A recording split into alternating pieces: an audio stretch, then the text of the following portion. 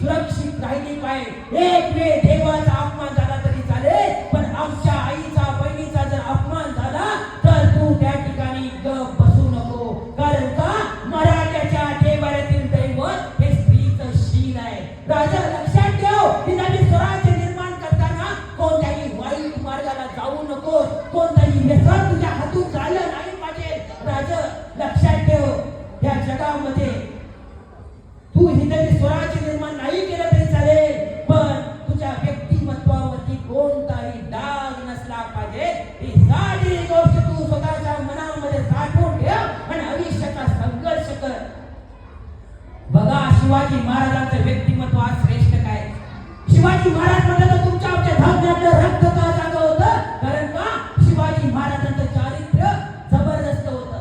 शिवाजी महाराजांचं कर्तृत्व शौर्य जेवढं मोठं होतं ना, त्याच्या 10 पटीनं शिवाजी महाराजांचं व्यक्तिमत्व चारित्र्य होतं. शिवाजी महाराजांनी उभ्या आयुष्यामध्ये कोणत्याही स्त्रीचं त्या ठिकाणी बलिदान दिलं नाही, कोणत्याही स्त्रीवरती संशय उपस्थित नाही. माझ्या मनाचं सांगत नाही, उलटा इतिहासाची पानं. शिवाजी महाराजांच्या इतिहासामध्ये ज्यावेळेस शिवाजी महाराज लाल मनामध्ये असणाऱ्या शाहिस्तेखानाचा बिमोड करण्यासाठी आले होते. शाहिस्ते हा देखील जनानखानामध्ये बसला होता.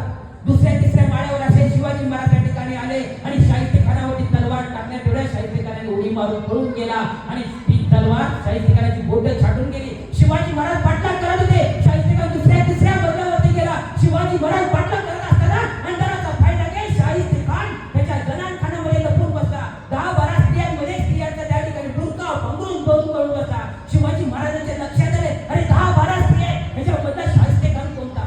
शिवाजी महाराज शांत झाले. त्यांच्या लक्षात आलं याचा श्वासोच्छ्वास वाढलेला आहे, श्वासाचा आवाज वाढलेला आहे, काळजाची धडकन वाढलेली आहे. त्या बुरक्यामध्ये आहे ती एक ठिकाणी स्त्री नसून शाहिस्ते आहे. याचा बिमोड करायचा. त्यावेळेस त्या ठिकाणी मावळ्यांनी आदेश सोडला, राजा लवकर उठा. करीम जागा झाला, करीम जागा झाला. शिवाजी महाराजांनी जर मनात आणलं असतं तर त्या जनानखानात असणाऱ्या दुश्मनांच्या सर्व स्त्रियांसकट शाहिस्तेखानाला कापला असता. पण आपल्या आईचं स्वप्न साकार करणाऱ्या शिवरायांनी आईचे संस्कार त्या ठिकाणी जाणले. आपल्या आईनं त्या ठिकाणी शिवाजी महाराजांच्या व्यक्तिमत्वाला जो तो पैलू पाडला होता ना, कोणत्याही नारीवरती संशय चालवायची नाही. आपल्या आईच्या तत्वासाठी शाहिस्तेखानाला जीवदान दिलं शिवाजी महाराजांनी. मी माझ्या मनाचं सांगत नाही, उलटा इतिहासाची पानं. शिवाजी महाराज ज्यांच्या आयुष्याचा दुसरा प्रसंग सांगतो.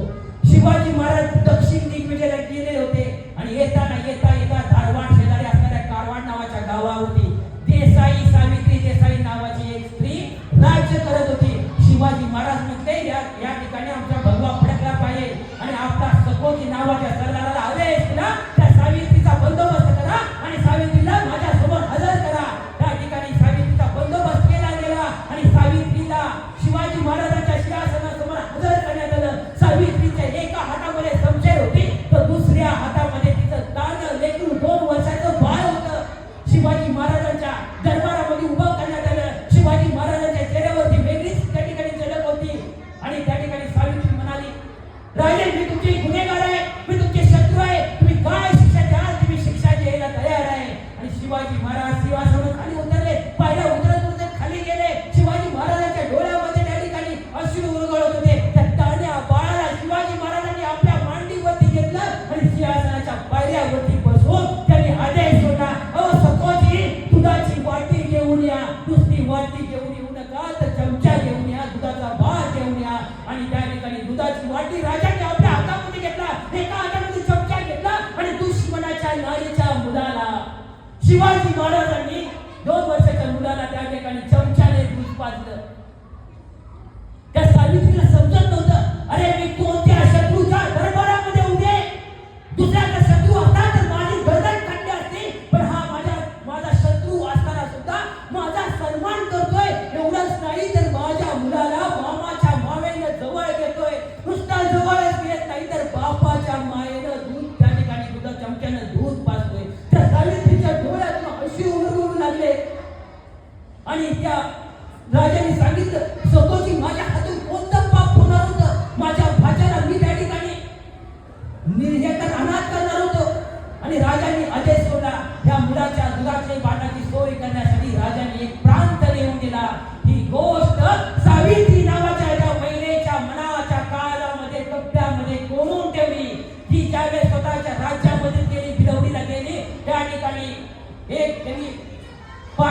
मध्ये मूर्ती घडवून घेतली।